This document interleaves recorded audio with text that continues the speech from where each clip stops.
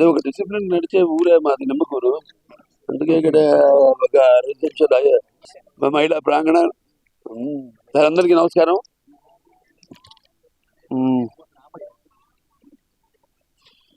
ఎక్కడి నుంచి మొదలు పెట్టాలి?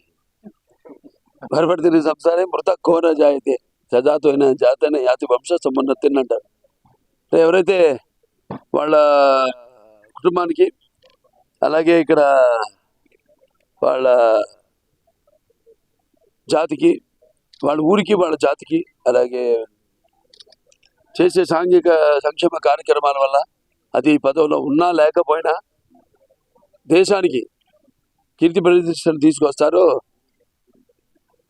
అంటే భూమి మీద అంతా పుడతారు గిడతారు కానీ అందరూ మహానుభావులు కాలేరు.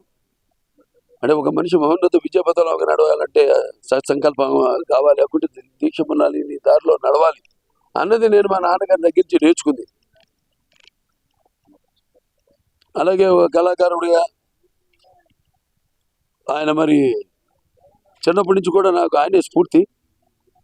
ముఖ్యంగా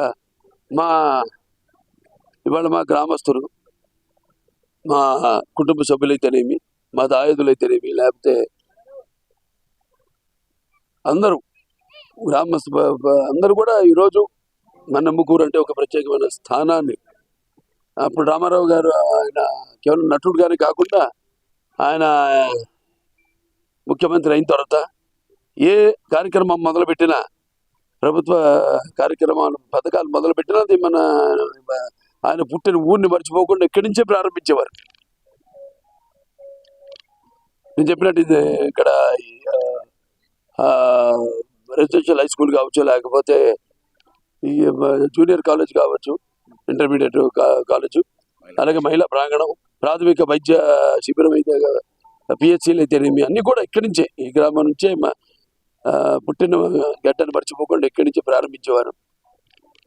అలా ఇవాళ కేవలం అంతేకాకుండా సమాజానికి మరి ఆయనకి అంత ఉన్నత స్థానాన్ని తీసుకెళ్ళిన ప్రజల్ని మర్చిపోకుండా ఆనాడు తెలుగుదేశం పార్టీని స్థాపించారు.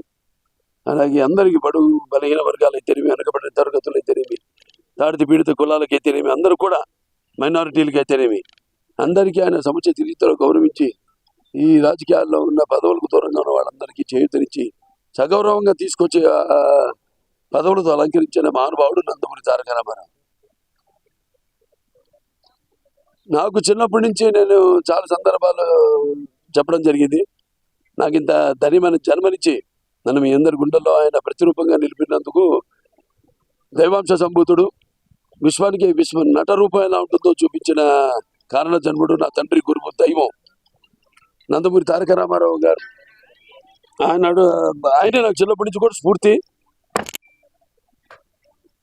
ఏదో ఆయన దరిదాపులకి చేరుదాం అన్న ఒక, అంటే చేసిన పాత్రలు అయితేనేమి, విభిన్నమైన పాత్రలు, సాంఘికంగా కానివ్వండి, జానపదాలు కానివ్వండి, అలాగే ఆయన పౌరాణికాలు కానివ్వండి, ఇవన్నీ కూడా అంటే ఆయన నటిస్తుంటే పౌరాణికాలు ప్రాణం పోసుకున్నాయి, అలాగే జానపదాలు జాబిలీలు పాడాయి, సాంఘికాలు సామాజిక గమనాలు అయ్యాయి, అలాగే పాట రక్తి కట్టింది, పద్యం నాటు నిలిచింది. అది కళామ తల్లి కన్నుల పండుగ చేసుకుంటూ కలకలలాడింది, కలకలడింది. తర్వాత ఆయన రాజకీయాల్లోకి వచ్చాక సరే ఆయన చేసిన అందరికీ ఉపయోగకరమైనవి, సానుకూలమైనవి కూడా. అలాగే ఎన్టీ రామారావు రాజకీయాల్లోకి అడుగు పెట్టక ముందు, అడుగు పెట్టాక ఆయన ప్రవేశపెట్టిన ఏవైతే ఈ పథకాలు ఉన్నాయో అవి ఇప్పటికీ అందరూ ఎవరు అధికారంలోకి వచ్చారో వాటిని ప్రవేశపెట్టేలా, అమలు చేసేలా చేసిన మహానుభావుడు నందమూరి తారక రామారావు. అందుకే ఆయన అటు ఆ పేదల ఆకలి తెలిసిన అంటూ ఉంటాను నేను, అన్న ఆయనే. అలాగే జనత భవితకు దారి చూపిన, భవిష్యత్తు చూపిన అమ్మ ఆయనే. అలాగే ఆయనకి తోడుగా ఉన్న మహిళలకి ఆర్థిక స్వాతంత్రం ఇచ్చిన అన్న కూడా నందమూరి తారక రామారావు.